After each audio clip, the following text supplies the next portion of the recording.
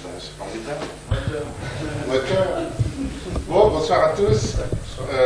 Aujourd'hui, on parlait des êtres un peu bizarres qui traversent nos cieux. Alors, si on connaît bien les planètes et les étoiles, on connaît moins bien les astéroïdes, les comètes, les météorites, les météoroïdes, les étoiles filantes, tout ça. On va essayer de faire le point de tout ça. Alors, là, ça va prendre un petit peu de temps, mais j'espère que vous avez du temps. Et puis si c'est trop long, vous me le direz.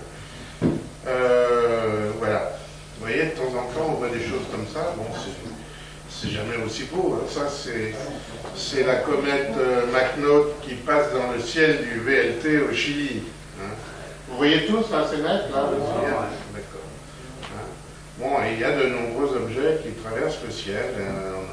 Notamment, il y a un peu plus d'un mois, vous avez vu cette superbe météorite. Je vous en parlerai tout à l'heure. Bon, avant, comme pour toutes les confs, on va planter le décor, surtout que nous avons nos jeunes amis, là. Alors nous, la Terre fait partie du système solaire qui est situé autour d'une étoile qui s'appelle le Soleil, qui est située dans un ensemble d'étoiles, et un ensemble d'étoiles, tu sais comment ça s'appelle? Une galaxie. Hein? Oui, une galaxie. Et voilà une galaxie bête et con, comme on peut dire, hein, une galaxie tout à fait standard. Et nous sommes situés au point jaune, là, dans un des bras de la galaxie. Et une galaxie typique, ça fait en gros 100 000 années-lumière de diamètre. Alors les années-lumière, ce sont des distances tellement grandes que on ne peut plus employer les kilomètres. Alors une année-lumière, c'est la distance que parcourt la lumière en une année, et c'est 10 000 milliards de kilomètres. Je crois que c'est ça. Je l'ai écrit. Oui, 10 000 milliards de kilomètres. Ce sont des chiffres tellement grands qu'on a du mal à se les imaginer. Pensez déjà que la Terre au Soleil, c'est 150 millions de kilomètres. Hein. Ça paraît énorme, et pourtant, c'est une toute petite distance. Dans une galaxie comme la nôtre, il y a en gros 100 milliards d'étoiles, 100, 200 milliards d'étoiles approximativement. Et dans le monde, dans l'univers connu, il y a en gros 100 milliards de galaxies. Donc ça vous donne l'ordre de grandeur que, en fait, on n'est pas grand-chose et tout ça, c'est plein de vide. Alors voilà où on est situé, nous, dans ce bras de la galaxie, dans ce qu'on appelle le bras d'Orion.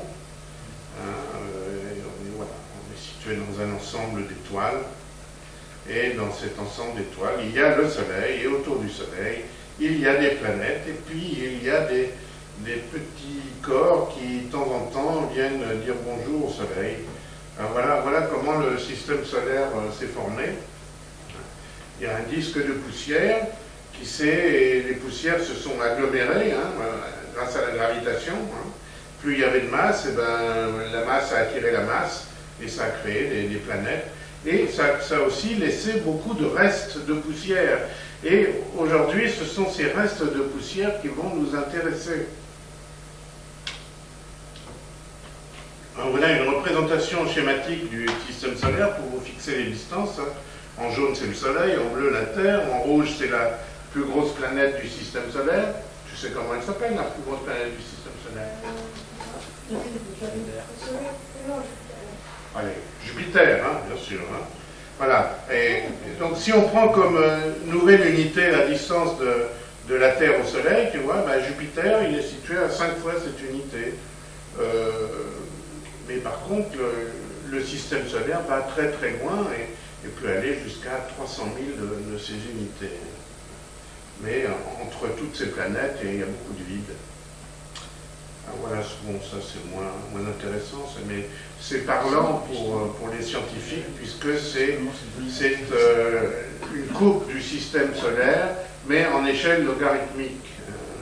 Parce que c'est tellement grand, on ne peut plus employer des échelles normales, 1, 2, 3, 4, 5, alors on part des échelles de 1, 10, 100, 1000, etc. Ça donne une plus grande représentation. Alors voilà, on va démarrer par déjà expliquer un peu les différences qu'il y a entre tous ces corps. Tous ces corps, astéroïdes, comètes, ont été créés en même temps que le système solaire, aux alentours de 4 milliards et demi d'années. par rapport à maintenant. Alors, un astéroïde, ce sont des petits corps qui orbitent le Soleil et qui sont principalement situés entre Mars et Jupiter. Et il y en a de toutes les tailles. Une comète, par contre, ça va venir du fond du système solaire, ça va s'approcher du Soleil. En s'approchant, il y a la queue qui va se former grâce à une certaine évaporation, on va voir comment, et puis elle va repartir après dans le fond du système solaire. Et les météorites, disons en gros, c'est ce qu'on appelle les étoiles filantes. On va en parler aussi. Alors, on va commencer par les comètes.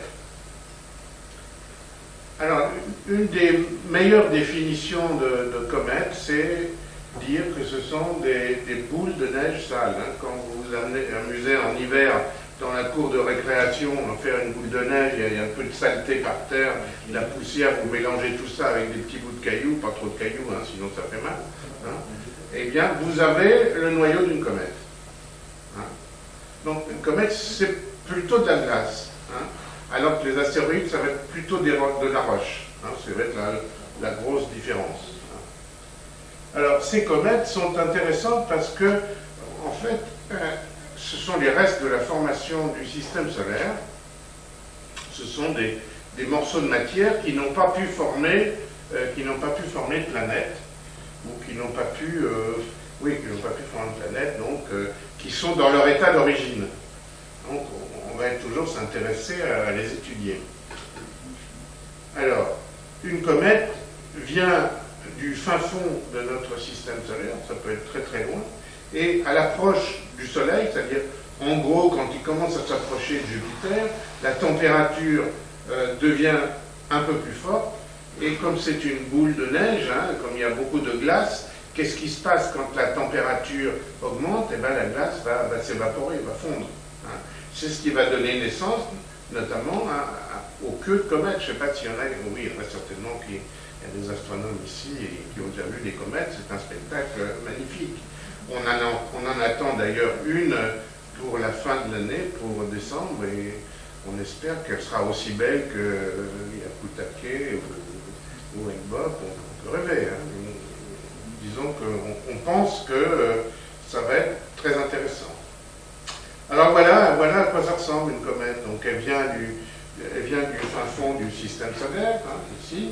Voilà, elle s'approche du Soleil, donc il y a évaporation, on va voir pourquoi il y a deux queues, je vais vous l'expliquer, et puis c'est le tour du Soleil. Pourquoi ça fait le tour du Soleil? Parce que c'est le système solaire.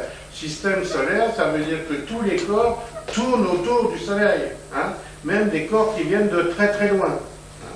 Et puis une fois qu'il a tourné, il refait froid, et puis c'est fini, il n'y a plus d'évaporation, et ça repart. Et ça reviendra ou ça reviendra peut-être pas. Ça va dépendre du type de comète. Alors voilà une comète, voilà la comète Engbok, une comète, très belle comète, tout à fait typique. Alors vous voyez, j'ai représenté le Soleil, là. Donc on voit le noyau de la comète. On voit la queue de poussière, donc, qui est due à l'évaporation de la glace, parce qu'il y a de la glace et de la poussière. Quand la glace s'en va, ça libère un peu des petits cailloux, des poussières, etc. Et en plus de ça, dû au Soleil, se produit un phénomène de plasma, c'est-à-dire de gaz ionisé, et ce gaz ionisé est direct. Vous avez une queue généralement bleue, celle-là est plutôt jaune comme la poussière, celle-là généralement bleue, et c'est directement dans la direction opposée au Soleil. Voilà. Alors, on a trouvé qu'il y avait deux sortes de comètes. Les comètes de période à période, ça veut dire que les comètes, elles reviennent de temps en temps, à des périodes plus ou moins longues. La période courte, c'est-à-dire en gros les comètes inférieures à 200 ans de période, et les comètes à longue période, supérieure à 200 ans. Alors, on pense que les comètes à longue période, ça paraît évident, c'est celles qui viennent du plus loin possible, c'est-à-dire du fin fond du système solaire.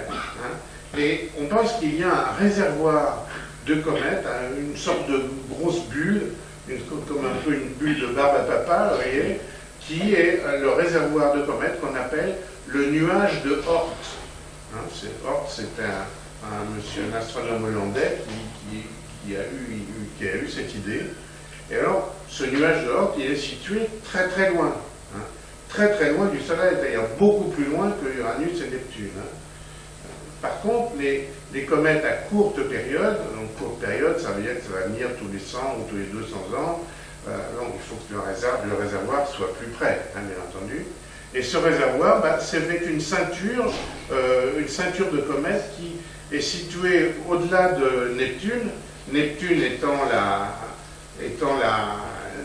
planète la plus éloignée du système solaire.